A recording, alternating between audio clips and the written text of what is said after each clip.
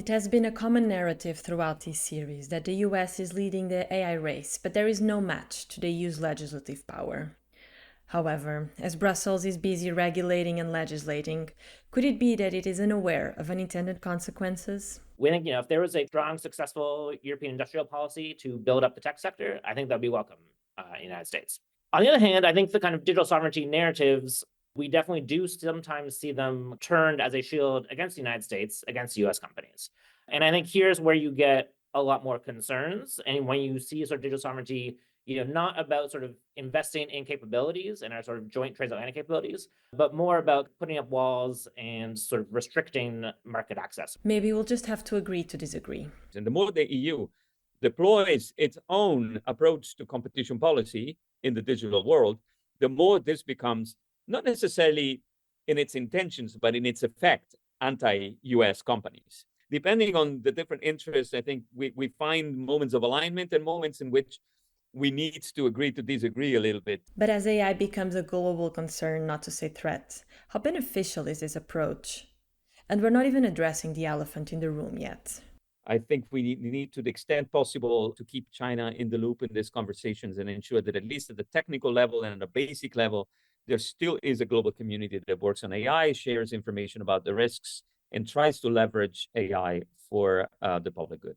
Perhaps this is just another issue where the US and the EU will have to agree to disagree. Ultimately, where this goes is there's going to be sort of a set of issues that is going to be critically important to have China a part of. And then maybe that's more sort of technical, more sort of safety issues. We want to ensure that we are sort of having open dialogue there. But also, frankly, there's going to be another set of conversations where we're not going to want China in the room. And that's the democratic human rights language around AI, where I think, frankly, trying to be a spoiler in many of those discussions. From Friends of Europe, this is Policy Voices. I'm Catarina Vila Nova. Hello and welcome to the 5th episode of the special series on AI and democracy brought to you by Debating Europe. Today, is cooperation between the US and the EU on artificial intelligence possible? What does this look like? And what of other players, such as the Global South and China? Joining me on the show today is Andrea Renda, Director of Research at the Center for European Policy Studies. The EU missed the first wave of innovation on the internet. And from the other side of the Atlantic, Geoffrey Gertz, Senior Fellow at the Center for New American Security. Yes, we need to be investing in capacity, but let's do that together as friendly allies. Here's our conversation.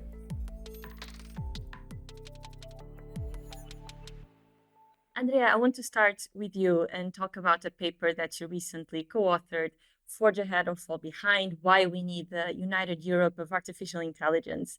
And in this paper, you described the current state of play as one where large language models, LLMs for short, are trained with European data and are designed, developed, and deployed by US-based companies and end up replacing jobs in Europe. Can you explain how did we get here? Well, we got here. It's a story that probably is at least 30 years old. It goes back to the early days of the internet, for sure.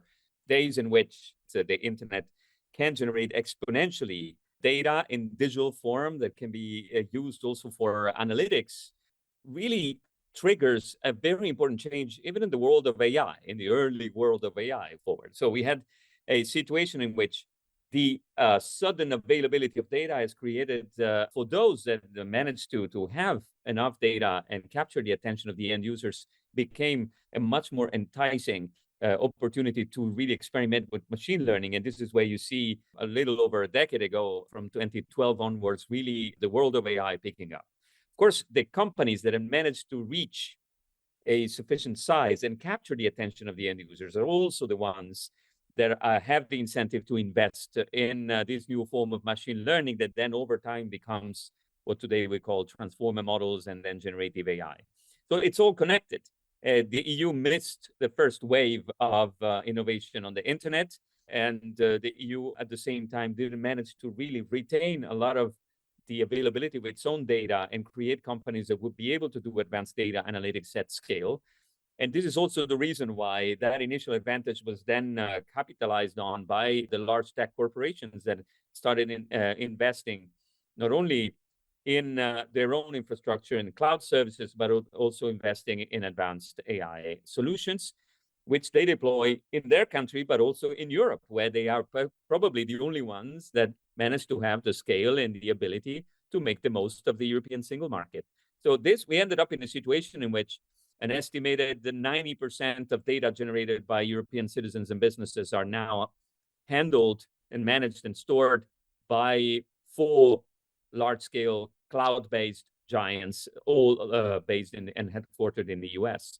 So it is a situation that some people call normal out of market forces. Other people call Europe basically a colony or a data colony of the US because of this, a situation that creates also a lack of technological sovereignty and a lack of alternatives, where the EU doesn't have European solutions in this space, and it's considered as basically depending on a friendly ally for now, which is the United States. Geoffrey, I want to bring you in on the side of a friendly ally. I'm really curious to know, how does the US perceive the European Union or Europe in general when it comes to the AI revolution? Because I can tell you that on this side of the pond, there's no conversation, there's no talk of AI without even considering the United States. But how is this relationship perceived on your side?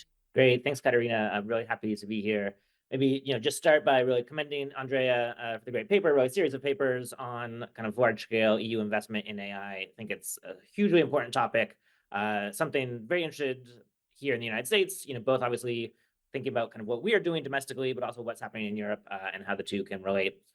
So, maybe as a starting point, I do think, well, one other caveat, kind of speaking purely in a personal capacity here, so sort of, will not attribute anything that I say to kind of US government views in any sense. But I think at a broad level, how this is viewed in the United States, I think there's really kind of 2 sides to this sort of European digital sovereignty, technological sovereignty push, which I think, we're completely right that this is critical for the future of AI, but also has been going on tech issues for a while now. I think on the one hand, when we see calls for Europe for kind of greater investment in domestic capacity and in sort of, investing in innovative development, we completely welcome that. We think kind of it makes all the sense in the world to sort of build up European technological capacity. Very much welcome a sort of stronger, more innovative, more kind of advanced companies coming out of Europe in the tech sector. I think kind of no concerns there.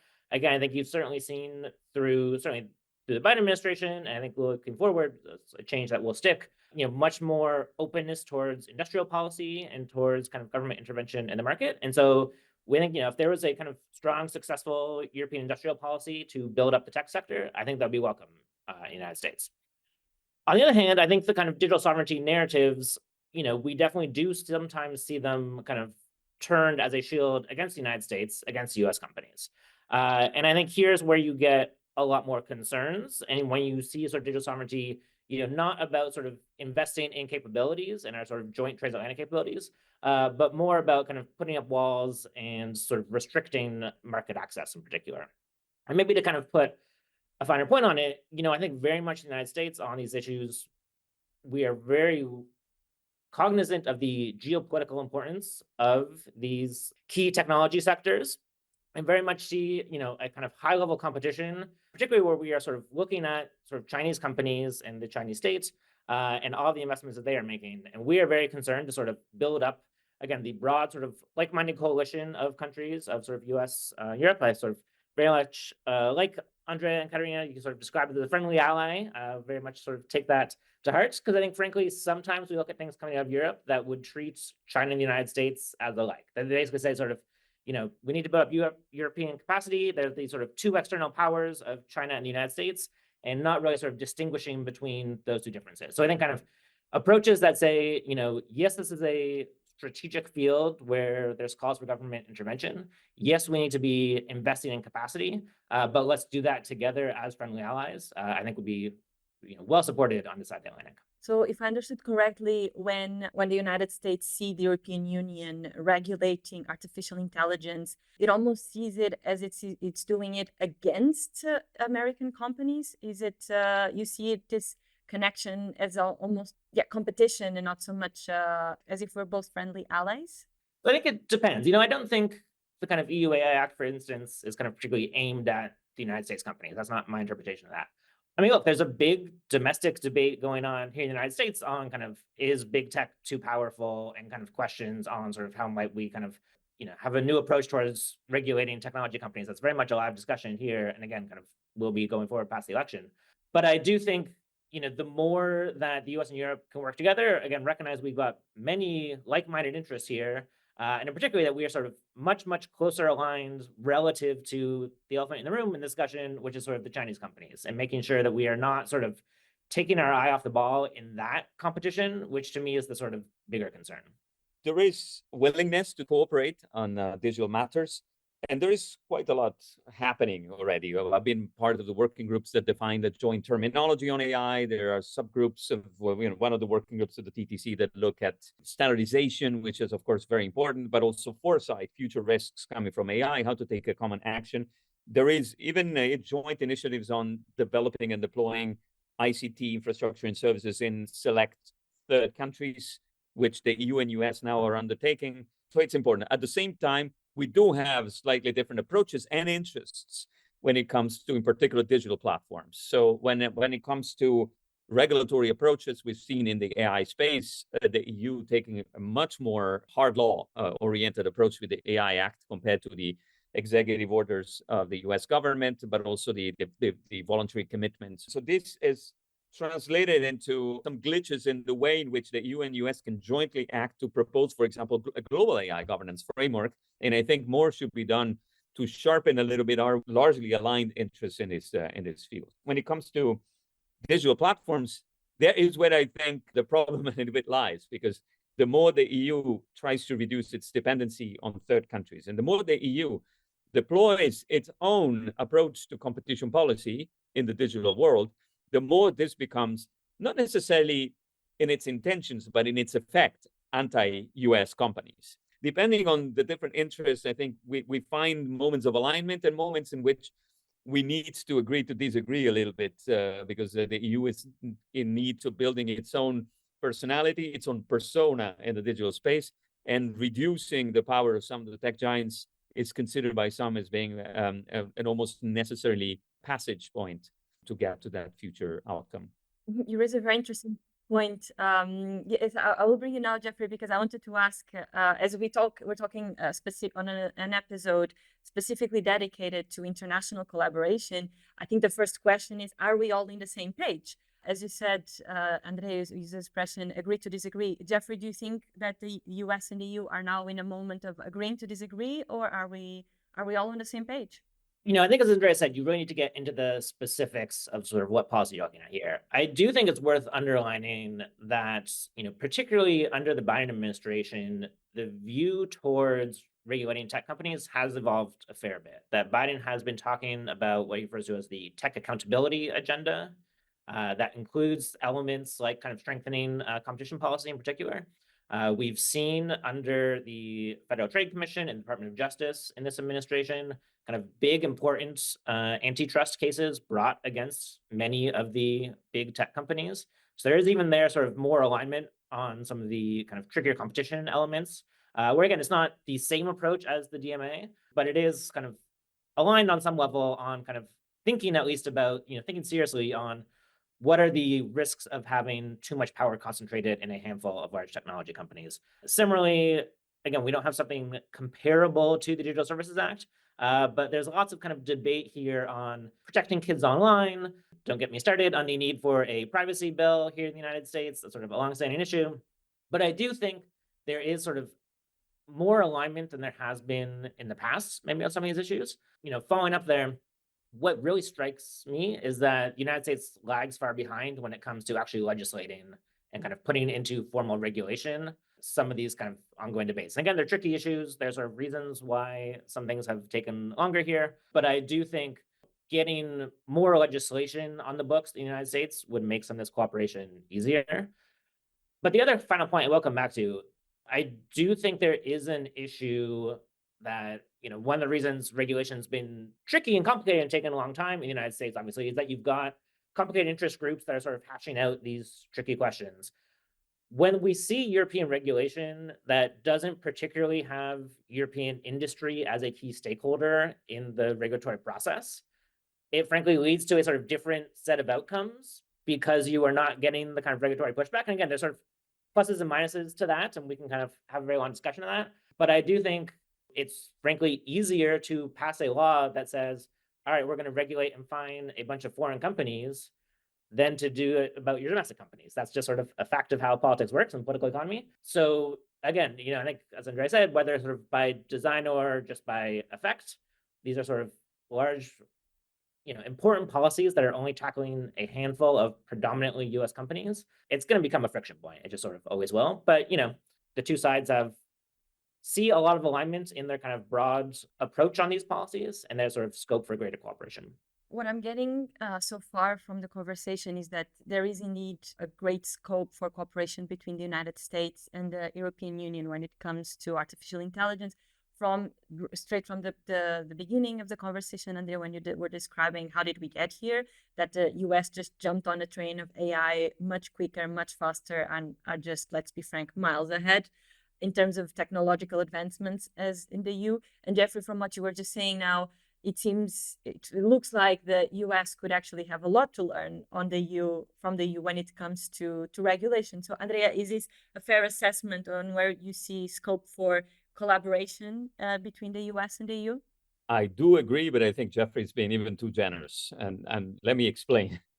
The EU has shown its regulatory prowess, right? The idea that we are normally pretty good at legislating, but there is, in my opinion, as an academic, I would say, fairly clear reason why we do need to legislate on everything. Because first of all, the EU is a collection of 27 member states with fairly different legal traditions and legal systems. And so we really need to codify almost everything whenever we want to solve a problem, right?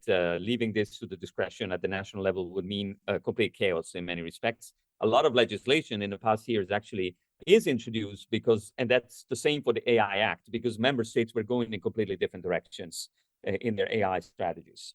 At the same time, the US has a much more developed litigation system that we don't have.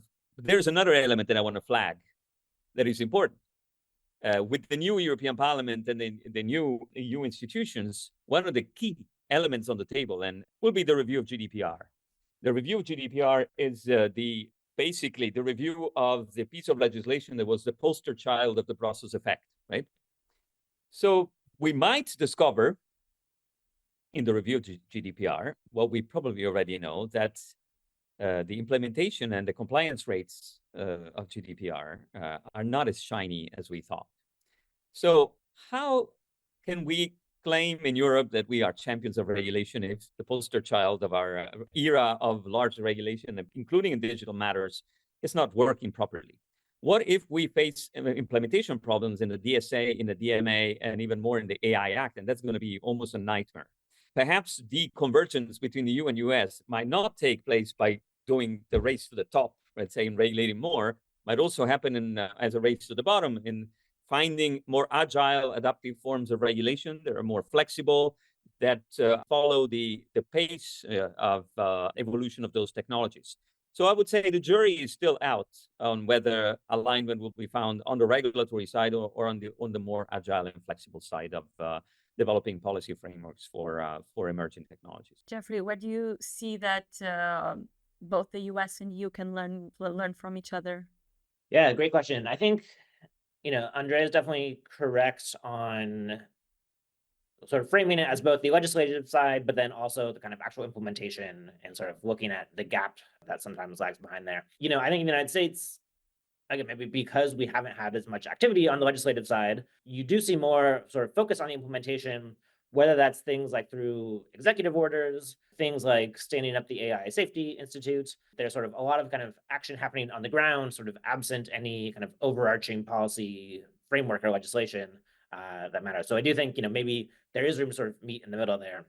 As far as sort of where we can learn from each other and cooperate more, I think a few areas, this idea of doing more sort of large scale public investments in this space is very interesting. I think it's, again, an area that sort of the United States is now getting back into the sort of act of doing large scale public investment, and various papers got some great ideas for sort of what that might look like in a European context. And I do think, if we could, if not fully align, at least sort of make sure that we're having conversations to make sure we're not sort of, race to the bottom subsidies here, but actually sort of thinking carefully about how do we kind of, ensure that we're working together. And I think, maybe we can build on some of the dialogues from sort of CHIPS Act spending and other kind of large scale public investments to think about how do we do this in the kind of AI context. Another area just to flag that I do know the sort of various AI safety institutes set up around the world have started talking to each other and create a sort of network of these safety institutes. Again, I think that's a very promising idea. Again, the real focus on the actual implementation, and I think more work.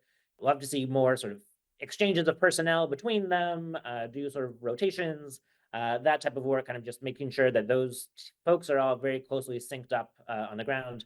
Particularly again, as we come back to, frankly, a lot of them are going to be talking to the same handful of companies. So it'd be good for the AI safety institutes to be talking amongst themselves as well.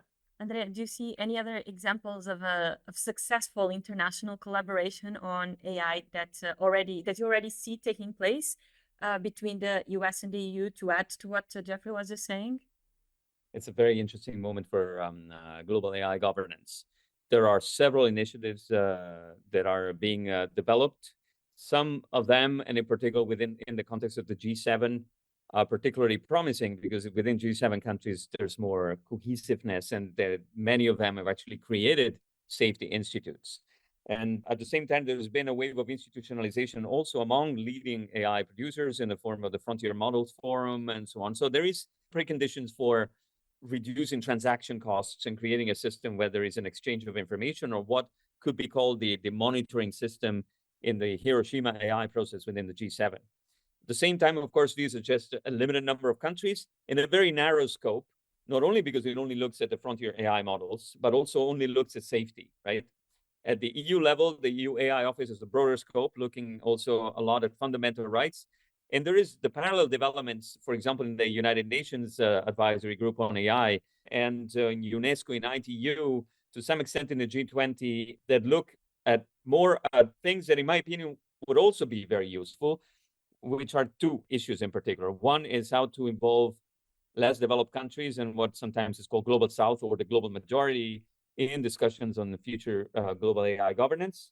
And the second is how to leverage, rather than only looking at the existential risks from AI or safety-related risks, on how we pull the data together and get our act together to use AI in support of the Sustainable Development Goals, or in support of global public goods more generally. So these are, at the moment, rather sparse developments. I think the EU and the US both have the responsibility of trying to push in both directions, sort of institutionalize some form of information exchange that also reduces the rather huge informational asymmetries between the public sector and the large tech giants that produce AI today. A monitoring system requires some exchange of information, and I hope that information will be meaningful and constantly produced. But at the same time, also ensuring that we leverage the opportunities of AI, not only mitigate the risks, because the world is in need of good uses of AI. At the moment, we see venture capital in AI going much more on artificial general intelligence than it goes on AI for climate. And we see at the same time a lot of emphasis on the fact that AI can kill us before climate change will. Not enough emphasis on the fact that if we actually use AI for purposes and for global public goods, we can solve many of the problems that we consider to be intractable today. Absolutely. It seemed like earlier in the conversation, Andrea, you used an expression of a global AI framework. Is it what you were just describing, and involving, going beyond the usual suspects and involving the global south or non-Western countries? Is it what this global AI framework would look like? It would be important to ensure that the global south can participate not only in the discussions, but can also partake in the benefits that will be produced by AI going forward. This also means that when leading countries deploy AI in the global south, or more generally ICT services, they need to ensure that this is done in a way that empowers local communities, creates skills, and creates value at the local level, and that the value can be retained at the local level rather than being captured. That's a problem for both some of the investments from the global north into the global south. It is a problem for the EU in global gateway investments. It is also a problem for China in the digital Silk Road, very often becoming a data grabbing type of offer of a bundle of technological solutions that are basically offered almost on a take it or leave it basis. Very convenient, but also very oriented towards generating value for the donor country, not for the recipient country. So that is, in my opinion, very important. The fact that we have had a first attempt to bring China into the conversation with the Bletchley Forum in the UK, but that attempt has not been really followed up in the subsequent safety summit in Seoul, where China basically didn't sign the final declaration, is, I think, problematic event and occurrence, because I think we need to the extent possible to keep China in the loop in these conversations and ensure that at least at the technical level and at a basic level, there still is a global community that works on AI, shares information about the risks, and tries to leverage AI for the public good. Geoffrey, do you share the same vision of a global AI framework that, again, to use the same expression, goes beyond the usual suspects and that would include instead of exclude China? First off, fully agree with Andrea's point on the importance of bringing, the global south, the global majority into these discussions, ensuring that they see their needs, their particular interests are being kind of met and sort of discussed in these global discussions. I think is critically important. I think, the UN's had some successes there, but it'll be sort of very much remains to be seen kind of how that process develops.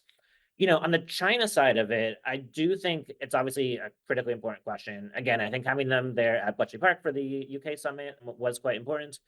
I think ultimately where this goes is there's going to be sort of a set of issues that is going to be critically important to have China a part of. And then maybe that's more sort of technical, more sort of safety issues, absolutely a lot of the sort of existential risk questions. We want to ensure that we are sort of having open dialogue there. But also, frankly, there's going to be another set of conversations where we're not going to want China in the room. And that's just sort of how it is. And that's partially, some of that will be kind of the, more democratic human rights language around AI, where I think, frankly, China will be a spoiler in many of those discussions. And so that a lot of those G7 discussions, we make sense not to have China be part of them. But also, we haven't really talked yet in the discussion on kind of national security aspects. And I think it's going to be a huge part of the sort of broader AI governance going forward. And I think certainly when you look at the United States now, again, that's sort of the kind of problems with our policymaking, but we're probably more advanced in thinking through a lot of the national security risks and acting on national security risk. If you look at things like export controls on advanced chips, which is very much part of sort of how we think about kind of our broader AI policy writ large, I think. I do think so much of AI development is going to have this dual use nature. We'll have both military applications and kind of civilian commercial applications. And frankly, there are sort of just big outstanding questions on the fact that the kind of advanced AI models that are going to be curing cancer are sort of only a few lines of code away from the advanced AI models that are going to be the next, bioweapons. And how we grapple with that question is a sort of big outstanding question, which again, I think a critical area for transatlantic cooperation, but also certainly creates all kinds of new issues given the sort of EU competencies for national security and, how do we kind of integrate some of that national security discussion into US-EU discussions and make sure that sort of EU member states are also a part of it. I think it's sort of, lots to sort of work through there on the kind of nuts and bolts of the diplomacy. But I do think, it's very difficult to have this conversation without addressing those national security issues. I have one final question for both of you. Andrea, I can start with you. And the question is, how does one reconcile collaboration in a field that is inherently competitive? Do you think there's some way that competitiveness in artificial intelligence can lead to collaboration? How do you see these two being reconciled? Well, there is a term that is used in industrial organization, which is co-opetition, right? You can cooperate and compete at the same time, especially if you want to lay down the rules of the game in a way that guarantees everybody, that creates a level playing field for everybody. And then on top of this, the best product should win. I think both the US and the EU cherish market openness in general, which doesn't mean that you don't give some form of directionality through industrial policy. I mean, every country has the right to specialize and also build those safeguards that make the country more resilient to potential external shocks. But once this has been sorted out, I think whatever happens on top should be governed by market forces and by competitive forces. The understanding that we have a competition is compatible, is not identical, but it's, in my opinion, interoperable, let's say, between the US and the EU. So in my opinion, we should build, first of all, those bridges in research and development that we need in order to build a fully fledged technology stack that works and could work everywhere around the world. The EU, to some extent, has been ahead of the US in things like 5G standard essential patents, the US almost on everything else. Okay, there are some complementarity that we can have, We could work on semiconductors on, say, pre-commercial R&D. We can work on 6G and on agreements and collaborating in research and development. At the same time, we need to compete because competition brings good results for consumers. And we need to agree on the fact that perhaps there are some limits to how much companies can capitalize on centripetal forces whenever you have strong network effects. And so that, I think, like Geoffrey was saying about the US also looking into tech giants today and what are the limits of their superpower, we need to agree also on creating an environment where the contestability of these positions exist, but one does not demonize existing business models. I mean, it's just a call for being wise and looking for a good compromise between the stances that we have. And I think together, by collaborating, we can create a broader transatlantic competitive environment that would be unrivaled, let's say, by anybody else because of the technological advancement of our solutions. And we can also push for markets to develop solutions that are increasingly trustworthy because both sides of the world, both sides of the pond nurture the values such as protecting consumers, protecting fundamental rights and human rights, ensuring safety and security, and ensuring democratic values are sufficiently protected by mass use of AI systems, both in government and in the private sector. So that is what I see going forward. I think it can happen. There's a need for political will there. There's the need for convergence. The economic case for this, in my opinion, is obvious. And so it's just a matter of laying down the options and seeing which ones actually make more sense. Geoffrey, where do you share Andrea's optimism when it comes to collaboration versus competitiveness? Yeah, I think so. I think, look, competition is absolutely critical to this field. I think Andrea sort of mentioned all of the economic benefits. We need to kind of collectively between the US and Europe, I think we need to ensure that we are at the innovation frontier. We need to be driving forward the innovation frontier. To do that, we need to have competitive powers and unleash these sort of forces of market competition to keep pushing forward the kind of innovation frontier. I think it's critical economically, particularly also critical to our sort of longer-term national security interests to ensure that we kind of maintain that lead and maintain kind of leadership in the global economy here. I think within that, there's certainly tons of scope for cooperation, at government to government level, but also between companies, between civil societies, between researchers. I think there's lots of more that kind of building out kind of the research links between the US and Europe would really be useful. And I think, there's real demand for that and real kind of interest in that from what I can tell on both sides. And that's it for today's show. Policy Voices will be back next week with the final episode of the special series on AI and democracy brought to you by Debating Europe. If you want to be sure not to miss it, please take a moment now to subscribe to Friends of Europe's podcast wherever you're listening to this now. I'm Catarina Vila Nova and I'll be with you again next week. Goodbye.